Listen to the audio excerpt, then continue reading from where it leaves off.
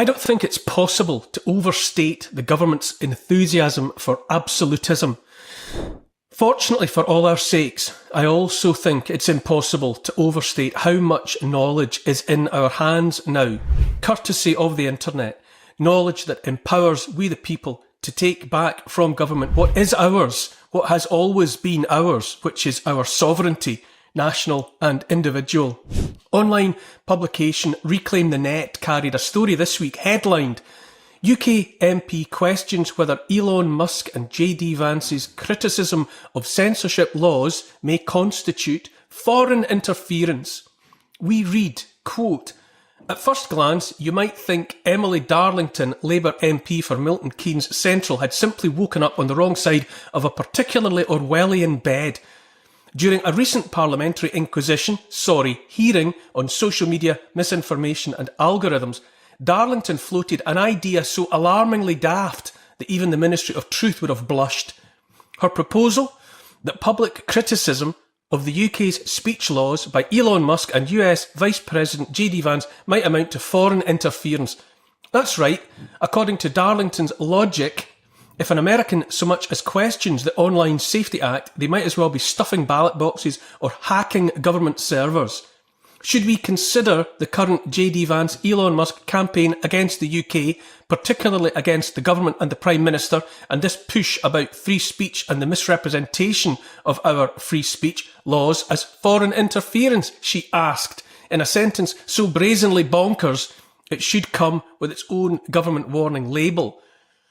This wasn't a discussion about cyber attacks or deep fake election manipulation. No, Darlington was talking about speech, dissent, opinions, the sort of thing democracies used to be quite fond of. Close quote. At the conclusion of the piece, Reclaim the Net had some questions.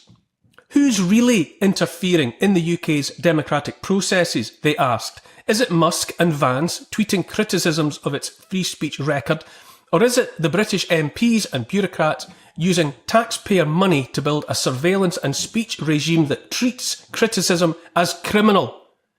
Those are important questions. The obvious answer is yes, British MPs and bureaucrats are spending our money in an increasingly hysterical bid to silence criticism of their absolutism. More important, though, is to remember that, as I said at the top of this piece, all the knowledge we need to turn back the tide is already in our hands. The internet is a double-edged sword. It's both good and bad. And on the good side is the fact we each of us have in our pockets and in our homes the greatest library the world has ever known. Among other nuggets, it provides access to the inviolable power of what is properly called the law of the land. The latest rash of MPs, their bureaucrats, and the rest of the would-be absolutists are quite literally powerless in the face of the law of the land, also referred to as the common law. Generation after generation of their ilk has sought to hide that truth, to paper over it with their ceaseless torrents of lawless legislation, to brush the truth under the carpet with bluff and bluster. But the fact remains that the Constitution of this country makes plain and untouchable how we the people might indeed must protect ourselves from the unlawfulness of government. Listen to this from an essay written in 1852 by American lawyer and political philosopher Lysander Spooner.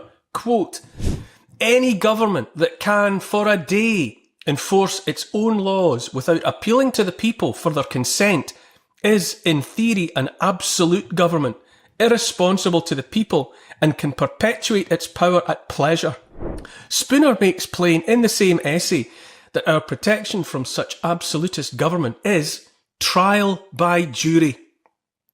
If you think, as so many do by now, that trial by jury is some sort of anachronism, something you've no time for, something you think best left behind on the road to progress, then that's no accident.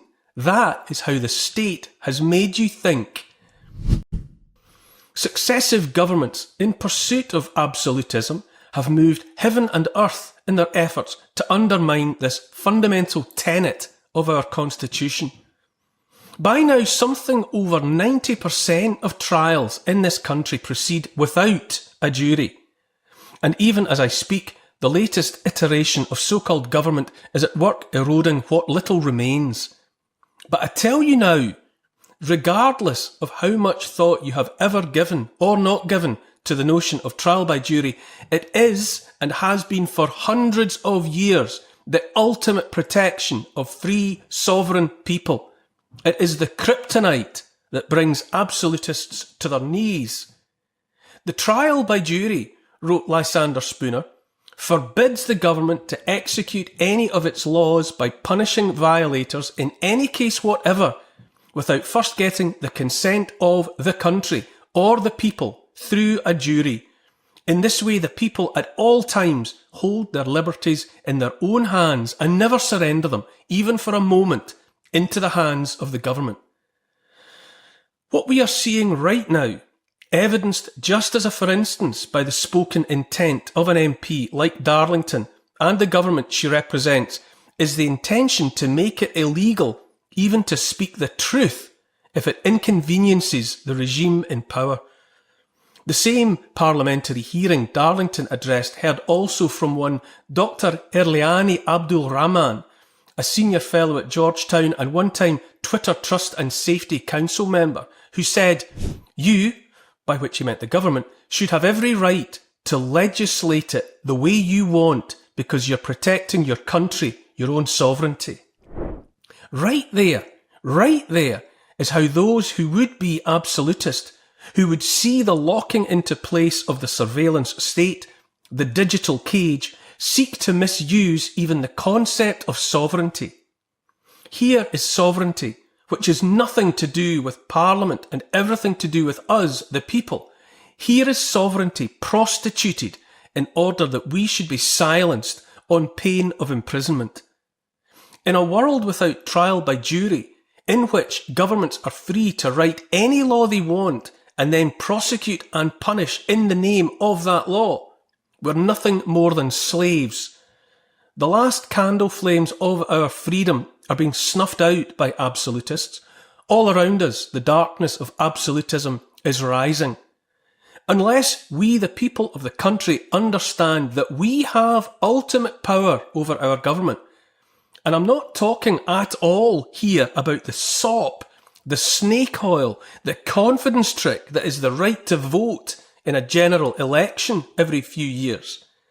Unless we apply that ultimate power, our over-government, in the form of trial by jury, as it was originally conceived, accept no imitations, we will find ourselves in a place of tyranny. Unless limitations are placed upon the government, and more specifically how it creates legislation, that government will eventually write itself into a position of absolute power, because power ultimately lies with those that can deliver punishment.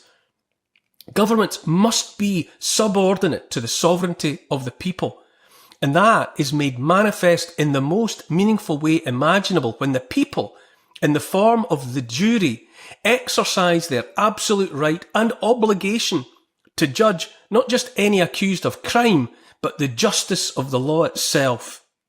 A jury must not be coerced, must not be subject to precedent, must never be bullied or otherwise herded by a judge, because a judge is no more than an administrator in place to assist the jury, and that jury must be free to judge the accused, influenced only by their consciences, and must also be free, most important of all, to decide if the very legislation itself is lawful. And if they find that legislation unlawful, then they must be free to seek to have it done away with. This sounds like, and is intended to be, awesome power. And it is this awesome power that we the people, the sovereign people, hold over the heads of MPs, bureaucrats and anyone else that would have the temerity to seek to lord it over us. Scots philosopher David Hume described trial by jury as an institution admirable in itself and the best calculated for the preservation of liberty and the administration of justice that was ever devised by the wit of man.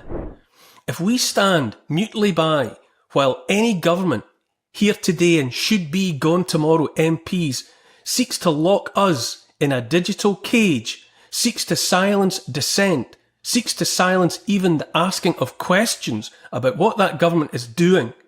If we tolerate this, then we will only have ourselves to blame. This knowledge is everything you need. This knowledge is all the power you need. Understand this, know this, spread the word. This knowledge makes us invincible. It is in this way that we are never governed by government. On the contrary, with this knowledge understood and applied, we govern ourselves.